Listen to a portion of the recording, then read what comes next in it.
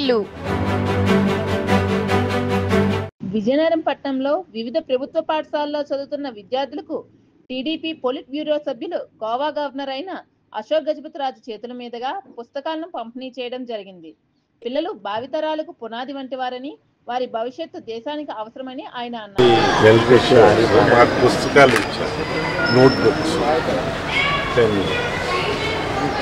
ఇది కొన్ని సంవత్సరాల నుంచి మనం అలవాటు చేస్తున్నాం. ఏదైతే మన ఆచారం ఏంటి, ఉట్టి చేతులతో పెద్దల దగ్గర వెళ్ళకూడదు. అయితే పువ్వులు ఇస్తే దానికి ఆ రోజుతో సరే, పండ్లు ఇస్తే నువ్వు ఎన్ని పండ్లు తినగలుగుతావు, ఒకటో రెండో. అయితే ఈ నోట్బుక్స్ కొంచెం ప్రాక్టికల్, మన భావితరాలకి పనికొస్తుందని మన పెద్దలందరూ ఆలోచించి ఈ నోట్బుక్లు మనకు అందించాలి. ఆ నోట్బుక్లో మనం పిల్లలకి ఎప్పుడు అందించినా కొన్ని సంవత్సరాల నుంచి డిస్ట్రిబ్యూట్ చేస్తూ ఉన్నాము.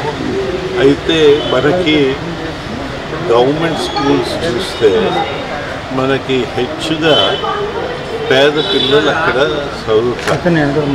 ఈ మాత్రం ఆ మాత్రం డబ్బు ఉన్న వాళ్ళు వారు జనరల్గా ప్రైవేట్ ఇన్స్టిట్యూషన్స్కి వెళ్ళిపోతారు. అయితే ఇప్పుడు నాకు సరదాగా ఉంది చూస్తూ ఉంటే, పిల్లలకి యూనిఫామ్లు కూడా ఇటీవలే ప్రభుత్వం ఇవ్వడము, మనకి ప్రభుత్వాలు తన బాధ్యతని పెంచడం ఏందైతే అది చాలా అవసరం. మనకి నీతి ఆయోగ్ రిపోర్ట్ చూస్తే కొన్ని సంవత్సరాల నుంచి ఆంధ్రప్రదేశ్ జారింది లిటరసీలో కానీ, ఇంకోటానికి బోల్డ్ కారణాలు ఉన్నాయి. ఆ కారణాల్లో ఇంకా నేను వెళ్ళదలుచుకోలేదు. అది పెద్దలో ఎవరి కారకులు వారు ఎక్స్ప్లెయిన్ చేయాలి, మనం ఎదురు చూడాలి. అది ఎదురు చూస్తాము. కానీ ఈ లోపల ఎదురు చూసి పని ఆపడం కాదు, పని జరగాలి, పిల్లలు బాగుపడాలి. వారు పెరగడం మానేరు కదా.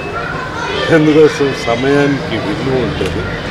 మనం వీలైన మట్టి బయట నుంచి కూడా మనం సహకరించడానికి ప్రయత్నిస్తూ ఉన్నాం.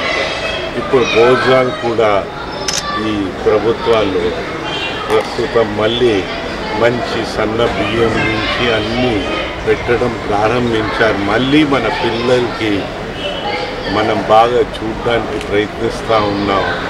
నాకైతే మరింత సరుకు ఎందుకైతే మేము చిన్నప్పుడు మా స్వర్గీయ తండ్రి దగ్గర వెళ్ళేటప్పుడు చదువుకోండి అని చెప్పేటప్పుడు వారు ఏమనేవారంటే, బాబు మేము రాజ్యాలు ఏలాలా అని.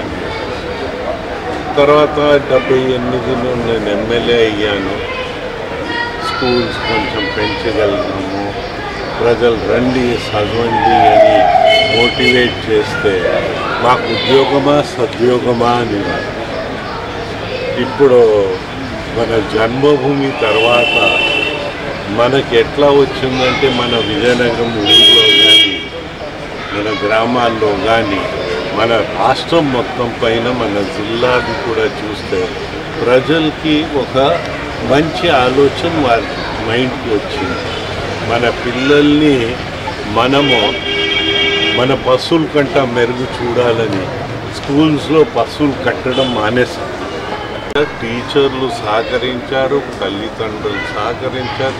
ఇప్పుడు తల్లిదండ్రులతో కూడా ఇంటరాక్షన్ పెరిగిందని అది కూడా కనిపిస్తూ ఉంది. అది కూడా మంచిది.